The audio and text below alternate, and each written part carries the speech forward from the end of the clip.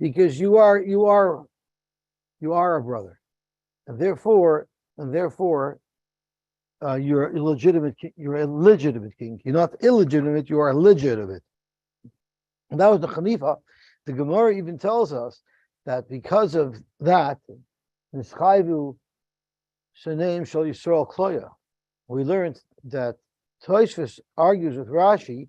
Rashi says that in fact Agrippas was a legitimate king because his mother was Yisrael, his mother was Jewish. However, Tosfos says, how could you say Nischayvu Shaneim Shal Yisrael Kloya if they encouraged him and he actually was a legitimate king? So it must be that a legitimate king has to be also of Yisrael, of it from Mishpachas David, Mishpachas Yehuda. And in fact, Agrippas did not qualify. That's why he was in Nischayvu Shaneim Shel Yisrael Kloya. Okay, so let's see the Gemara over here. Simon Af Oiver Gehenim B'Yadai Nida Gaila. Someone who's a chanufa, he's a chaynef. Afilu ubrin sheb b'mei iman mekal noisai. Even a fetus will curse him. Shenemar, like it says in the pasuk, Omer l'Rasha tzadikata. One who tells a Rasha that you're a tzaddik, yikavua amen. The nation should curse him. Yizamu leumim, and leumim we'll soon see refers to unborn children. Vein koiva laklala.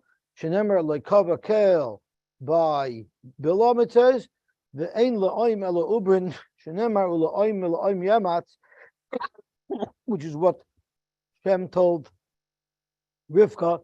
La'oim la'oim yamatz, one child will become stronger over the other, and at that point they were unborn.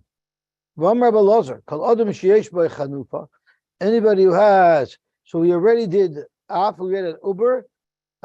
We did not have Gehenim yet, so we're gonna do Gehenim in a moment.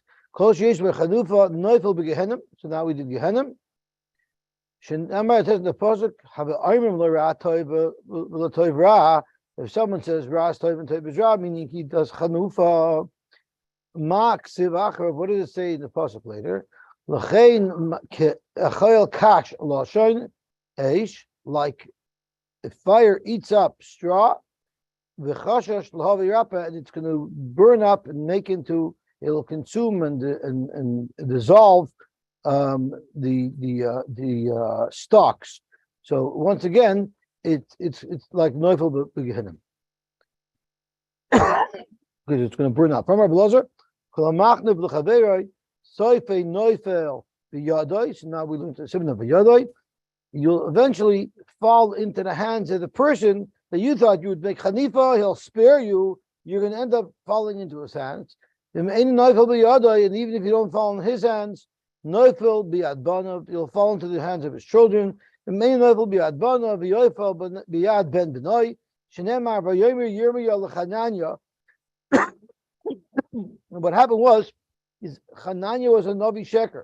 And when Yirmiyah told him that there's going to be a Churban Beis HaMikdash, Hananya said Navi Sheker, and he was saying, no, Hashem is going to bring us back, and everything's going to be okay. So instead of Yirmiyah telling him, you shakran, you liar, you fake, phony, and fraud, what did Yirmiyah said? Amen ken yasa Hashem. Yochim Hashem is the Berecha. Halavai, he said. Halavai, Hashem should be Mekayim what you were saying. So he also said that you're wrong, it's not true what you're saying, but instead of coming outright and protesting what you're saying, there's a lie. He said, Halabai, what you're saying is true. And what happens? Where do you see Yirmiyah suffered? From the grandchildren of Hananya. It says, Vayihiu b'shar ben Yamin. Yirmiyah was in Shar ben Yamin. The Shom Baal Pekidois, there was an officer there. Ushmo Uriah ben Shlamyo ben Hananya. So Uriah was the grandson of Hananya, and we'll soon see how he captured and hurt Yirmiyah. Yitbois is Yirmiyahu Hanavi Lemar. He seized Yirmiyahu Hanavi, elakastim ata Neufel, and told him that you're part of the enemy, you're a double agent, you're a spy for the enemy, and you are connected to the Kastim who are trying to destroy us. But Yirmiyahu Sheker, that's not true. Ain't any Neufel elakastim. I have nothing to do with the Kastim. But he wasn't believed. Vayitva, he says Shirmiyo. Uriah, I'm not sure how his name is pronounced. Yichab Yirmiyo, Vayiviyay al Asarim, and he brought him to the Sarim. He reported him as a double agent. V'amar Rabbi Elazar, Kol Eda sheyesh bechanufa, any crowd, any congregation that has chanufa on it, ma'usa kanida, is mios like a nida, and I believe that's the nida part of the siman. Shenemar ki adas chanef galmud. The ada of a chanef is a galmud. What does galmud mean? Galmud means nida. Sheken the karchayam karin le nida galmuda. A nida is called the galmuda. My galmuda. Where did that word come from? It means gemula da. This woman is gemula, which Rashi teaches as separated. This woman is separated mibaila from her husband. Remember, which was the last siman that we have in the list of simanim. Ksiv hacha the adas chanav galmud. Ksiv hasam the amartabel vavcha Yerushalayim is going to talk to itself when all of its multitudes of people come back. The land of it shows going to ask, Mi olav liasela, who gave birth to these children? I didn't even know I had such nachas. I had such children. Ani shechula the galmuda. I'm shechula and I'm galmuda goyla v'sura. I was in Golos, I was abandoned. So you see that it also means Golos. There's four groups of people that are not makabel pnei shechina. Kat leitzim, the kat chanifim, the kat shekarim, the kat mesaper l'shoin hara. Kat leitzim d'chsev moshach yadoi es loitzisim. Hashem pulls his hands back from the loitzisim. He doesn't want to have to do with them. Kat chanifim d'chsev ki loy lefanav chanav yavai. Is not in front of the Rebbeinu Shalom will a chayniv come. Kat shkarim d'chsev doiver shkarim loy yichayin l'negedeinai. A doiver shkarim should not have any base near me. Kat mesaper l'shoin hara d'chsev ki loy keil chafatz rasha ata lo yigur chara. Which means a bad person can't live around you in your shviva. Tadakat Hashem lo yoger b'megur chara. And before this, the pasuk is talking about mesaper lashon hara, as if to say that mesaper lashon hara cannot be in the shviva of the Rebbeinu Shalom. Baruch Hashem, we were zocheh to finish the seventh parak of Sotah. Hadron aloch elu namarin b'li neder. Hadron adrach elu namarin. Hadron aloch elu namarin. Now we're up to the second last parak of Masechta, and we're going to be learning about a fascinating thing called the Meshuach Milchama. Now we know that there were three types of Kohen Gadol. We learned about this in Masechtas Nazir. There is the Kohen Gadol, who's the real Kohen Gadol. Then there's the Kohen Gadol, who's Meshuach Milchama, which means they smeared him with oil. He didn't wear 8 begadim. He didn't fearzach like the Kohen Gadol. All he was there for was to lead Klal Yisrael into battle. And then there was the Skam Kohen Gadol who was there just in case the Kohen Gadol became Tamei on Yom Kippur. So we're talking about the Meshuach Milchama and how it works and the characteristics of the king. So Rashi says it's Kohen Shenis Bar Lakach, the Kohen that was selected for this purpose. So let's see what the Mishnah says. He would speak to the nation. He would tell them, anyone who got married recently, anybody who built a house recently, anybody who planted a garden recently, should go home. Anyone who's scared, right? He was the one who led them into war and announcing to the people who should leave. So their speech that they made to rally the troops, the Lashon HaKodesh was in Lashon HaKodesh Hayimidavit. Shenemar, when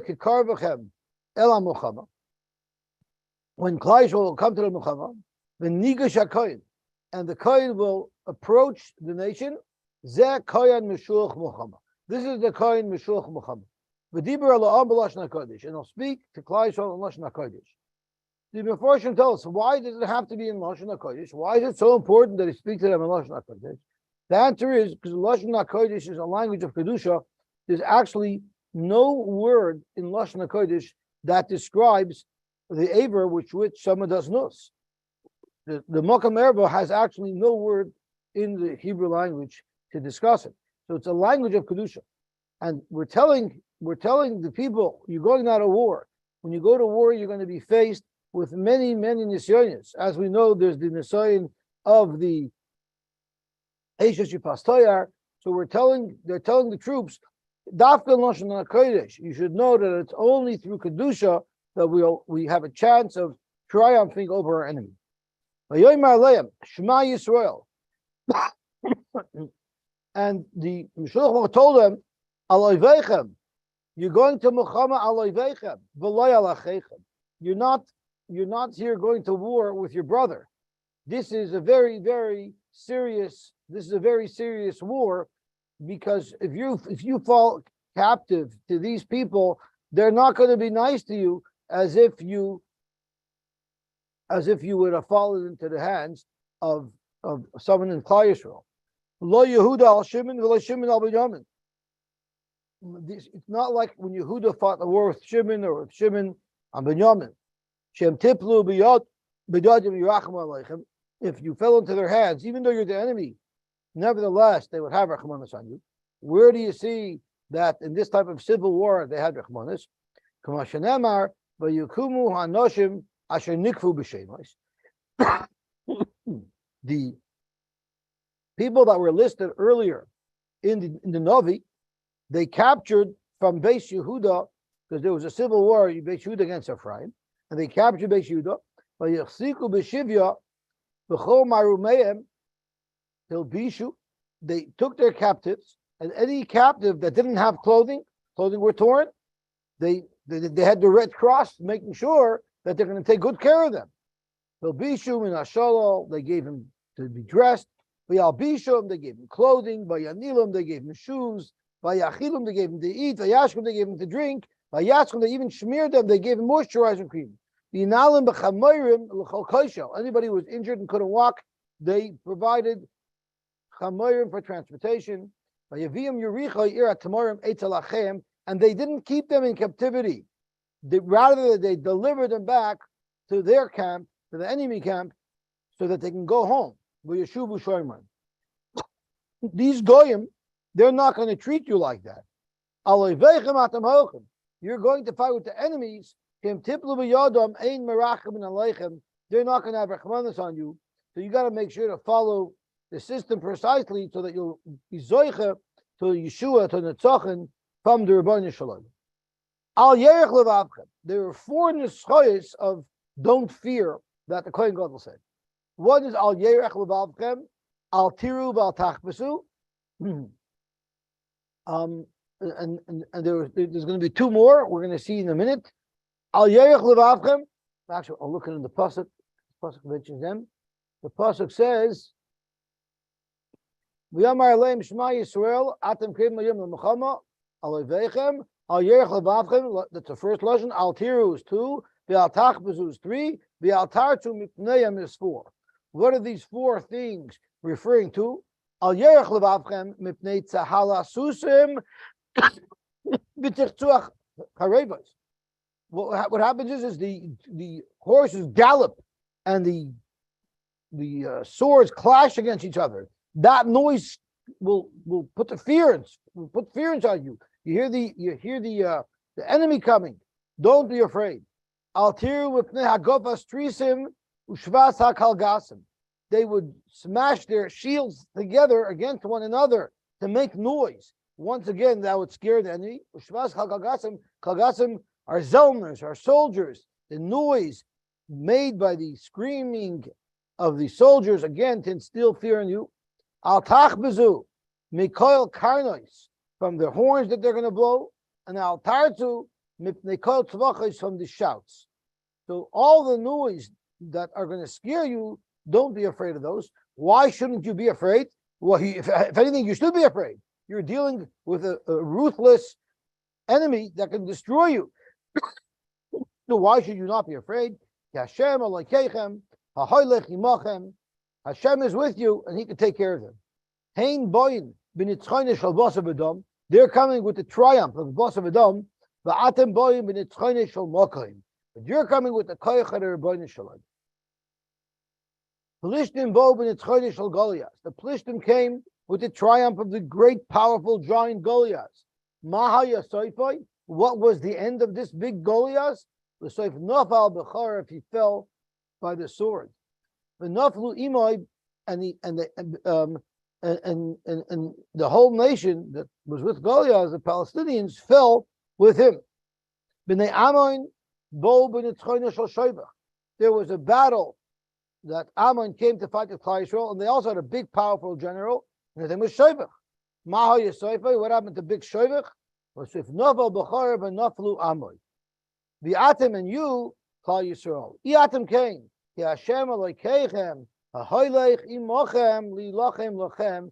Zeh Machane ha'oren. This is the Machane of the Oren. You're not relying on the bus of a dome. You're relying on the Rebbeinu Shalom.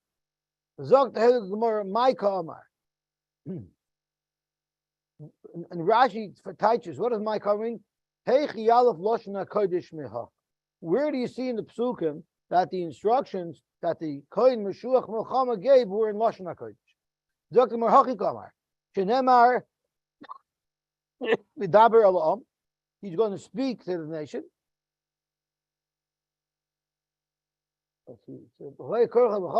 V'diber Elam.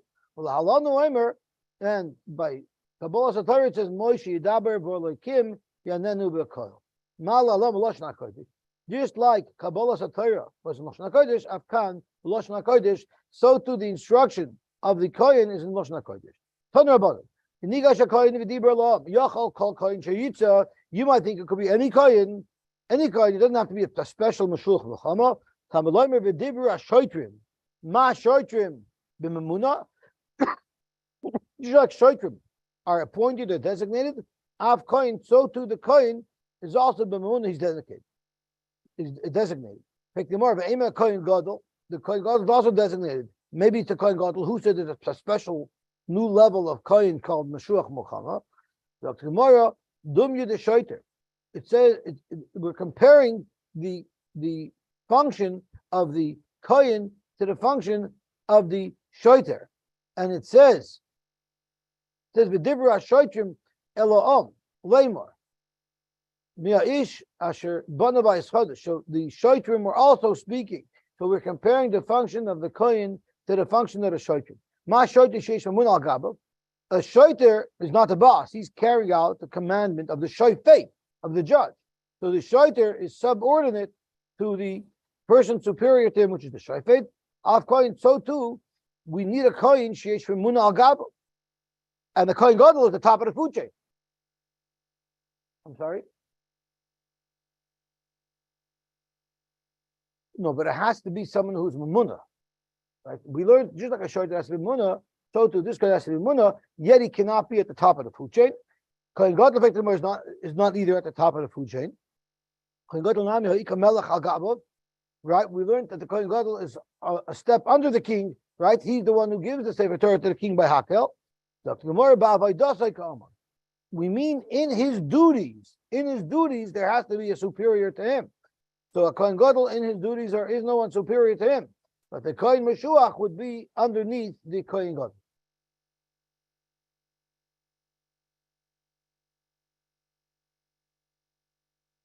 I don't understand what your question is. The Gemara is asking, maybe it's the Kohen Gadol, maybe it's the actual Kohen Gadol who is the Kohen of Meshuach V'Chava. The Gemara says it can't be the Kohen Gadol because the king's not a Kohen. But it has to be a person who has a superior. So the Kohen Gadol has a superior, the king is his superior. So the Gemara says, no, you need someone who's superior to him in his field. Someone who he's subordinate to in what he does, not just generally subordinate. Excuse me? It does have to be a Kohen. But it has to be a Kohen with someone who's on top of him. The person on top of him doesn't necessarily have to be a Kohen. So that's why the Gemara thought that the Kohen Gadol could be the one who's the Mamunah who has somebody on top of him. But now the Gemara says, it's not Stamazoi that he has someone on top of him. He needs somebody on top of him in his field. In fact, the Gemara, Ve'ema Skan. So maybe it's the Skan, the one who's prepared to take over in the event that a Kohen becomes Tameh. The Gemara, Skan Lav Mamunah. The Skan is not a job. The Skan is not a job at all. The Tanya Omar Chanina Skan Kahanim. Lama, what is the Skan for? Skan Mamuna, Lama Skan Mamuna Kamar ve'em. I'm sorry, I'm getting confused. So Dr. Gemara, the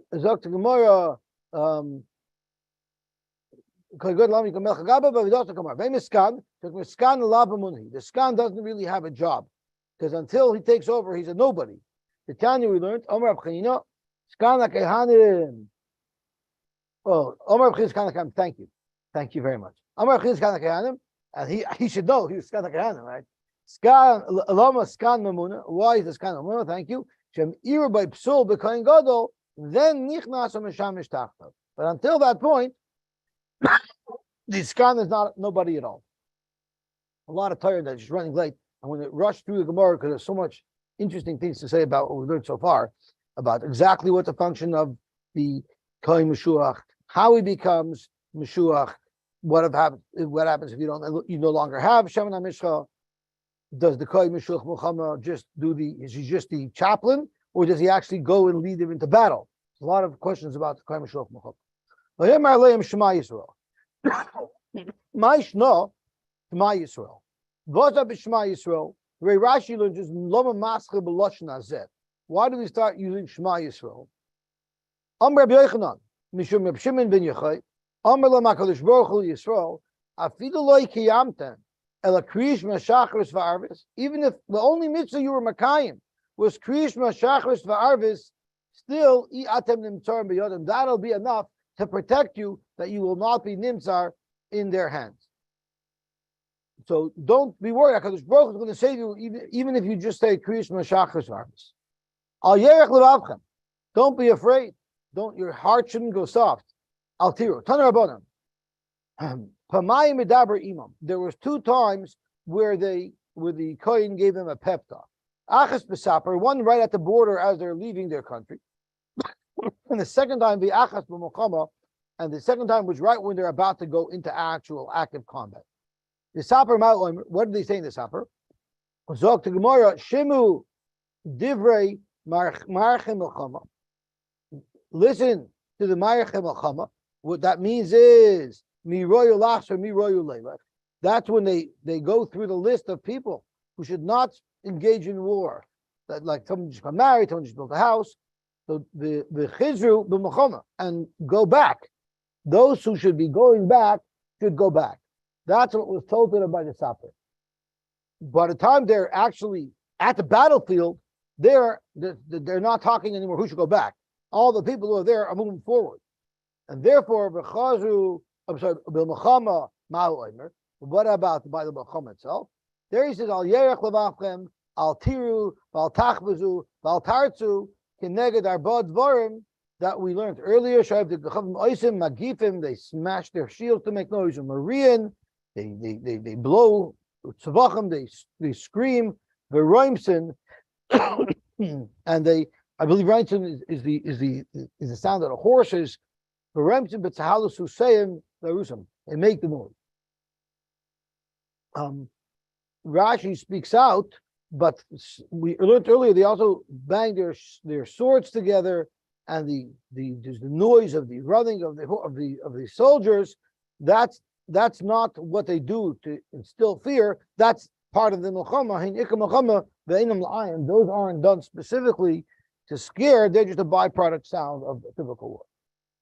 Plishtim bo b'nitzchonish Goliath. The Plishtim came relying on Goliath. Amr Rabbi Yochanan said, where does the name Goliath come from? Sha'amad v'gili panim. He stood up with chutzpah b'fnei HaKadosh Baruch Hu in front of the Rebbeinu Shalom. Shenemar, Goliath taunted Klal Yisrael. Berulah ish, pick out a man, v'yerei lie, and let him come to me and fight. In other words, you guys, you're lightweights. Send somebody down who can challenge you. But what he meant to say was, with their chutzpah towards the Rebbeinu Shalom, v'nish ala HaKadosh Baruch Hu. Shenemar, so berulah ish, pick yourself Hashem. Let me see. I'll take on here Hashem. Shenemar Hashem ish l'cham. HaKadosh Baruch Hu said, "You want me to fight? You do. I'll teach you a lesson. Hareini mapiloi al yad ben ish. You know who's going to take you down? Not a great, big, powerful, strong warrior. Little David HaMelech. Shenemar v'David ben ish efrasi hazeh. So not even an ish, only a ben ish, a little guy. Amar Rabbi Yochanan Mishum Reb Meir, Bishloishim Mekoimos Lachtu Piv Loisei Rasha. There are three things that Goliath said that ended up taking him in. The first one was Echad Verula Chamish V'Yered Elai. The Lashon V'Yered Elai, Rashi says, Mashma Elai Shu Yigover. The Aval Elemem V'Yilachamiti. Picks up and let him fight with me. But Yered Elai, it seems like he's going to take me down. So it was the way he expressed himself could have been interpreted that he's going to take me down, and indeed he was taken down. The other place where he sort of misspoke was he said, if he's going to be able to win me over and he beats me up, and we'll be your servants. But if I beat you up, you'll be my servants. But he started off by saying, if he can beat me up, then we'll be your servants. And that's exactly what happened. The third thing that he said is the Kamil of David. He told David, "Hakelev anoichi, kiata boy lie. What am I, a dog that you're coming to me with sticks? I'm a warrior." So he was like he was sort of offended that you're just coming to me. You're not even taking me seriously. So that was another place where he said, "Hakelev anoichi, kiata boy lie." Okay. Zog to Gemara, why is this a problem? David said something similar. David Dami Omerlei, Ata bo Elai, Becherev, Bachanis, Uvechidain. So he also used the lashon that you're come up on me. So why are you saying when Goliath says Im Yachel Ilachem Iti? That's like saying that you're creating a scenario where David's going to beat you up, Goliath. David used that same type of lashon. He said, "Ata ba'ilai v'cherev v'chnus v'chidai." Zok to Gemara, there's a very big difference between the way David expressed himself and Goliath. What Goliath said was, "If you win me, then I'll be your slave." He actually painted out a scenario where he would be defeated, and then he said, "And if I win you, you'll be my slave." But David Melech, the end of his statement was, "You're coming to me with v'cherev v'chnus v'chidai, hadu amalei." V'anochi ba elecha b'shem Hashem tzavakos elokei Yisrael elokei marachos Yisrael asher charafta. So David never painted a scenario where he was going to lose. Goliath first painted a scenario where he might lose, and then he said, "But if I win." David never painted a scenario that he might lose. He just said, "You're coming in the right corner is this big tough guy with all his armor, and in the left corner is me with the Rebbeinu Shalom." So he never painted a scenario that he was going to lose. Every morning, this Pelishti came and cursed out Klal Yisrael. Amar Rabbi Yochanan, you know why he came to curse them in the morning and in the evening? Because he wanted to, he wanted to be mevatlan from Krishma Shachos Varvis. We just said that just Krishma Shachos Varvis is enough of a schus to triumph in war against the Goyim. He wanted to share that. They were terrified those times. They didn't have time to say Krishma. And for 40 days, Goliath was able to stand there and curse out Klal Yisrael, curse out the Rebbeinu Shalom. He was able to get away with that. Why did he get away with that? How did he have that strength? What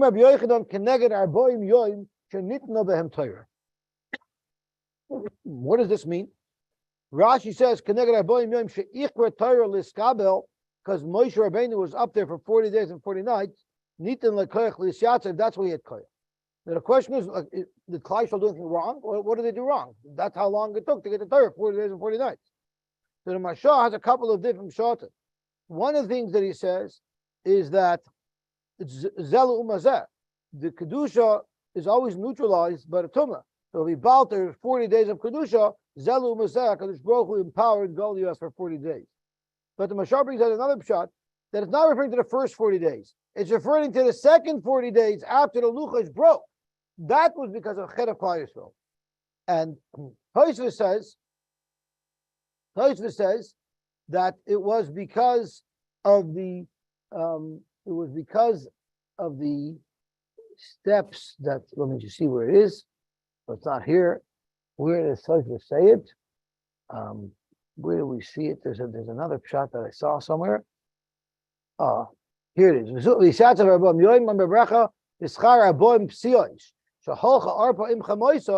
Arpa, we're soon going to see, was the mother of Goliath. and she walked along with Naomi 40 steps before she took leave.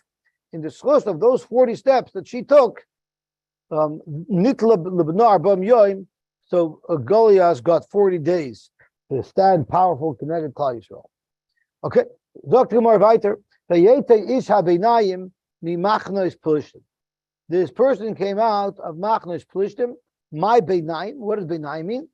Omar Rab Shemavuna Mikol Mum.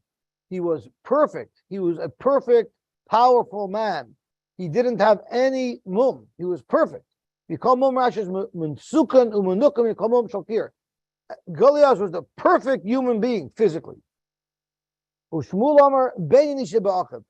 He had brothers who were giants. He wasn't even the biggest. He was the average one. Who also a kibinyan. He was built like a brick wall. That's how powerful he was.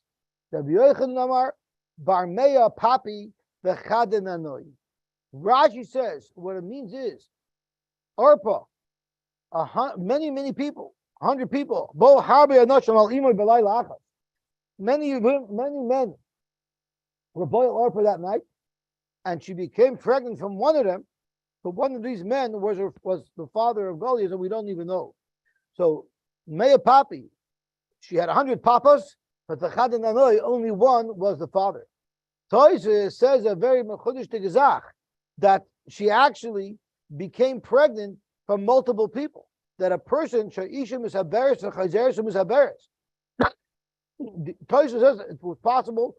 I don't know how it was medically possible, but it's possible for someone to become pregnant from multiple people, and it's even brought down that she was also novellas to a dog, and Rashi says from the Aruch, the Tosfos brings down from the Aruch, Nanois a kelev, Shobele mea noshim the kelev, so he was actually part dog. Okay, Zok to Gemara weiter, the Goliath Shemoy, and his name was Goliath. Migas from the sea of Gath. Tony of Yosef, Takoil Doshin as Imoy Kigas. Why was he migas? Because everybody was pounding his mother like she was like in a place where I think they're pressing wine. She was pounded and she was pressed like a gas. Okay, Dr. Gemara weiter. Ksiv.